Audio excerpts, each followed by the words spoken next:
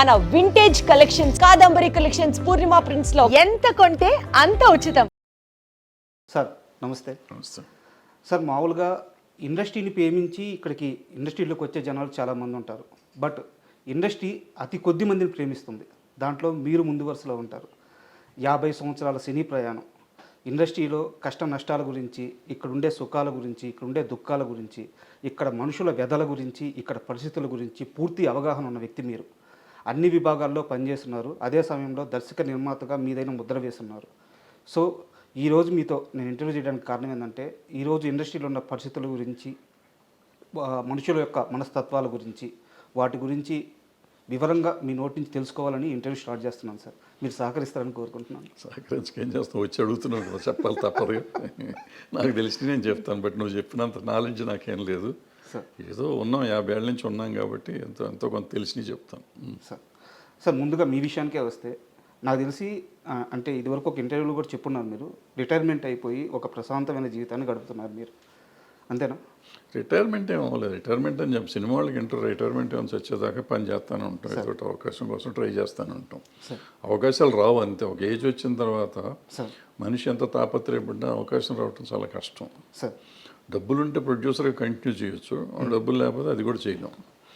Direction అనేది ఒక ఏజ్తో చూస్తున్నాం కదా, టాప్ డైరెక్టర్స్ కూడా ఖాళీగానే. సో మనం ఎప్పుడు టాప్ డైరెక్టర్ కాదు కాబట్టి మనం ఎక్స్పెక్ట్ చేయటం కూడా కరెక్ట్ కాదు. యాక్చువల్గా మీరు అవకాశాలు అన్నారు కాబట్టి నాదో క్వశ్చన్ సార్, ఇది లాస్ట్లో అడగదాం అనుకున్నాను, టాపిక్ ముందే వచ్చింది కాబట్టి. ఇది వరకు మా టీఎన్ఆర్ గారి ఇంటర్వ్యూలో మిమ్మల్ని ఒకసారి యాక్టర్గా మీరు ఎందుకు కంటిన్యూ చేయట్లేదు, ఒక సినిమాలో చేశారు కదా అని చెప్పి అడిగారు అనమాట. ఆ సమయంలో మీరు చెప్పిన సమాధానం ఏంటంటే, నాకు అంత ఇంట్రెస్ట్ లేదు, నేను చాలా బిజీగా ఉండి చేసిన రోల్ అది అని చెప్పి అన్నారు. కానీ ఇప్పుడున్న పరిస్థితుల్లో మీలాంటి ఒక ఈ హైట్ కానీ, మీకుండే ఒక ఆరా కానీ, మీ వాయిస్ కానీ, సో తెలుగు సినిమాలో అతి కొద్ది మందికి మాత్రమే ఉంది, చాలామందిని బయట నుంచి తెచ్చుకుంటూ ఉన్నాము. కోటా శ్రీనివాసరావు గారు కూడా చనిపోయే వరకు ఆయన ఈ విషయం మీదే ఫైట్ చేశారు. సో ఇప్పుడు మీరు యాక్టర్గా చేయాలి అనుకుంటే మీకంటే బెటర్ ఆప్షన్ ఎవరు ఉంటారు సార్? దీనికి నేను ఆప్షన్ అనుకుంటే నాకు యాక్టింగ్ రాదు ఫస్ట్ పాయింట్ సార్. ఎవరు అడగలేదు, అడిగితే చేసేవాడిని, అది వేరే సంగతి. ఎవరిని అడిగినా కానీ ఏదో పోలీస్ ఇన్స్పెక్టరు లేకపోతే కమిషనరు ఒక గంట వేషం అరగంట వేషం అడుగుతూ ఉంటారు. సరే, అది నాకు ఇంట్రెస్ట్ ఉంటే చేస్తాను, లేకపోతే లేదు. ప్లస్ ఎవరిని అడిగితే ముందు చెప్తాను నేను కండిషను, నాకు యాక్టింగ్ రాదు, మీకు ఇష్టమైతే రండి, లేకపోతే రావద్దని చెప్తాను. అందుకని వాళ్ళు రాలేదో వస్తారో తెలియదు. బట్ ఎక్కువగా నేనేరా పోలీసులో ఫుల్ లెంత్ క్యారెక్టర్ చేసి ఆ తర్వాత ఎవరు ఫుల్ లెంత్ క్యారెక్టర్ అడగలేదు. ఎవరు ఇంతవరకు అడగలేదు. అడిగుంటే అన్న ఆలోచించేవాడినా నాకు తెలియదు, ఐడియా లేదు. బట్ నేను ఎవరు అడగల. సార్, మీ డైలీ రొటీన్ ఎలా ఉంటుంది సార్? అంటే డే ఎలా నడుస్తుంది? ఏముంటుందో మామూలు తింటాం తిరగటం అంతే, పెద్ద పని ఉంటుంది. లేదంటే ఇంటర్వ్యూలు అంటే ఉంటాయి, లేదంటే ఏదన్నా కథలు చెప్తా ఉంటే వింటూ ఉంటాను. వాళ్ళకి చెప్తూ ఉంటాను, నేను చేయనయ్యా సినిమాలు చేయట్లేదంటే, లేదు సార్ మీ అభిప్రాయాలు చెప్పండి సార్ అంటూ ఉంటారు. సార్ చెప్తూ ఉంటాం. సార్, మీది ముందు నుంచి ఫిల్మ్ బ్యాక్గ్రౌండ్ ఉన్న ఫ్యామిలీ. సో ఇక్కడ అన్ని బాధలు అన్ని ఇబ్బందులు పడ్డారు. సో దర్శకుడిగా కొన్ని హిట్స్ కొట్టారు, కొన్ని పరాజయాలైనవి, నిర్మాతగా కూడా సేమ్ అంతే. బట్ ఇక్కడ ఏంటంటే కార్మికుల కష్టాలు తెలిసిన వ్యక్తిగా చాలా సమస్యలు పరిష్కరించారు. సో ఇక్కడ అన్ని కష్టాలు నష్టాలు అన్నీ చూశారు, అన్నీ దాటొచ్చారు. కాకపోతే ఇప్పుడు మీ ఏజ్ నాకు తెలిసి 77 అనుకుంటున్నాను. సో ఇంత ఏజ్ ఇంత ట్రావెల్ అయిన తర్వాత కూడా మీరు ఒక కంఫర్ట్ లైఫ్ని సెట్ చేసి పెట్టుకున్నారు. మిగతా ఇండస్ట్రీలో మిగతా ఆర్టిస్టులు అందరూ ఇలా ఎందుకు ప్లాన్ చేసుకోకపోతున్నారు? కెరీర్ చివరికి వచ్చేలేకే ఫైనాన్షియల్గా అంటే వాళ్ళు యాక్టర్స్గా వాళ్ళు పీక్స్లో ఉన్నప్పుడు మంచి రెమ్యూనరేషన్లు తీసుకుంటున్నారు, మంచి లైఫ్ని లీడ్ చేస్తున్నారు. చివరికి వచ్చేలేకే ఒకరి మీద ఆధారపడే పరిస్థితి వచ్చేస్తుంది. సో ఎందుకు ఇలా జరుగుతుంది సార్? అంటే నా వరకు నేను వస్తే నేను ఫైనాన్షియల్గా పెద్ద మెస్సే నేను సార్. నాకు నా వైఫ్ పిల్లలు వాళ్ళు చేసిన జాగ్రత్తలు, వాళ్ళు చేసిన కష్టాలు వల్ల ఇవాళ నేను కొద్దిగా గొప్ప కంఫర్టబుల్గా ఉన్నాను. చాలామందితో కంపేర్ చేస్తే, అంటే ఐఎమ్ కంఫర్టబుల్ లేదని కాదు, కంపేర్ చేస్తే ఫినాన్షియల్గా ఐఎమ్ నథింగ్ సార్, కానీ I'm comfortable. So that credit goes to my family, not me. నేనేం చేయలేదు, నేను ఇప్పుడు అందుకే నెక్స్ట్ తరానికి నేను చెబుతాను, నువ్వు పని చేస్తున్నప్పుడు ఫ్యూచర్ని గురించి ఆలోచించుకో, వయసు అయిపోయినాక ఆలోచించుకో. పిల్లల మీద ఆధారపడలేం మనం. సో మన మీద మనం ఉంచుకోవాలంటే మనం జాగ్రత్త పడాలి, అది చాలా ఇంపార్టెంట్. ఇప్పుడు నాలాగా ఎవరో ఉండకూడదు అనేది నా పాయింట్. నాలాగంటే నేను అట్లీస్ట్ మీరు చెప్పినట్టు కొంతలో కొంత కంఫర్టబుల్గా ఉన్నా. చాలామంది ఇబ్బంది పడుతున్న వాళ్ళు ఉన్నారు. ఆ ఇబ్బందులు పడకూడదంటే వచ్చినప్పుడు జాగ్రత్త పడాలి, పడకపోతే చాలా కష్టం, చాలా చాలా కష్టం ఇండస్ట్రీలో పర్టికులర్గా. ఎందుకంటే ఇండస్ట్రీలో ఎక్కువ దురలవాట్లుకి అవకాశాలు ఎక్కువ ఉంటాయి అవును. ఉన్నాయి.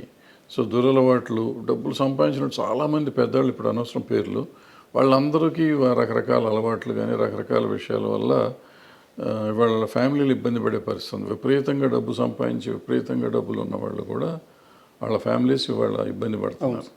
సో బాగా ఫేమస్ వాళ్ళు కూడా ఇక మామూలు వాళ్ళ సంగతి ఎంత ఉంటుంది చూడండి. తర్వాత కొంతమంది పిల్లలు చదివించినాక పిల్లలు వీళ్ళని చూడకపోవటం లాంటి కొంతమంది ఇబ్బంది పడేవాళ్ళు ఉంటారు. బట్ ఏదైనా మనని గురించి మనం ఆలోచిస్తూ మన పిల్లల గురించి ఆలోచించాలనేది నా పాయింట్. ఓకే, సెల్ఫ్ లవ్ అనేది అవసరం అండి. కంపల్సరీగా. ఎందుకంటే ఒక వయసు వచ్చినాక వాళ్ళు వెళ్ళిపోతారు పాపం. వాళ్ళకి మన సంబంధం చేయాలి కదా, వాళ్ళు చేయలేని పరిస్థితిలో ఉండొచ్చు. వాళ్ళు కూడా వాళ్ళ బతుకు తెరువు చూసుకోగలిగే పరిస్థితి తప్ప మన సపోర్ట్ చేసే పరిస్థితి ఉండకపోవచ్చు. అందుకని వాళ్ళ మీద ఆధారపడతాం కాకుండా మనది మనం చూసుకుంటూ వాళ్ళ కోసం చేస్తే బాగుంటుంది. ఎందుకంటే చూస్తా చాలామంది నాకు డబ్బులుగా అడుక్కునే పరిస్థితి ఉండటం ఇండస్ట్రీలో వాళ్ళని చూస్తే నాకు కొంచెం బాధేస్తుంది, కోపం వస్తుంది. ఈ పరిస్థితికి మనం వెళ్తున్నాం అంటే మనం ఏంటి, నా కెపాసిటీ ఏంటి, నేనేంటి అని ఆలోచించుకోవాలి. నాకు ఉన్నదానికంటే ఎక్కువ ఆలోచించుకొని నేను ఎఫర్ట్ చేయగలను. ఇప్పుడు సపోజ్ నేను సైకిల్ ఎఫర్ట్ చేయగలను అనుకోండి, కారు కొనేస్తాను. కారు కొంటే కారు మెయింటెనెన్స్కి, పెట్రోల్కి, ఈఎంఐకి డబ్బులు కావాలి, ఈ అప్పులు చేయాలి. నాకు అవసరం లేదు. ఎవరి కోసం షో చేస్తున్నావు? నీ జీవితం నువ్వు బతకాలంటే నీకు సైకిల్ సరిపోతుంది, లేదా బస్సులో వెళ్ళు, ఆటోలో వెళ్ళు.